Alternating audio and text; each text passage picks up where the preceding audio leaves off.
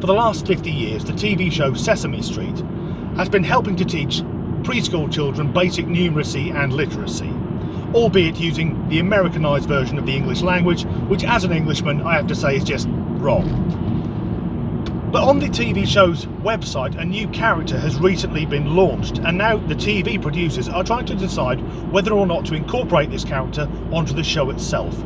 The character is a small green puppet called Carly, and what we know about her is that there's no mention of her father, so I think we have to assume she's grown up in a single parent family. Nothing wrong with that. But Carly apparently lives in foster care because her mother, on a TV show aimed at the under fives, her mother is suffering from an opioid addiction. Now, it's not been made clear whether Carly's mum is just hooked on prescription painkillers or is a full-on heroin addict. But if Sesame Street, a TV show watched by children as young as 2, decides to expose them to the horrors of drug addiction, I say they should just go all out on it. Carly's mum should be a full-on junkie, paying for her habit the way that many addicts do. So the show would start, the titles would roll, and when we get to that shot of the street sign, Carly's mum would be leant against it, needle marks all down her arm, wearing a short skirt because she's on the game, selling her body to pay for her addiction.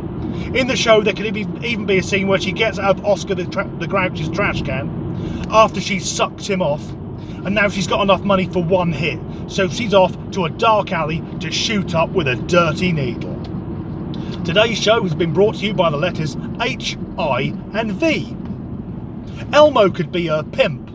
Get back on the street or Elmo's gonna fuck you up, bitch!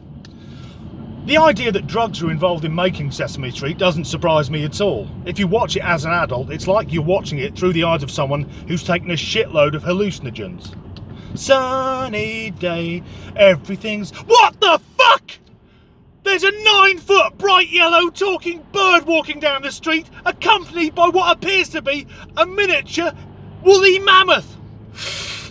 This shit is amazing! But if Sesame Street's going to have more mature themes, the first thing I want to address is that the Count,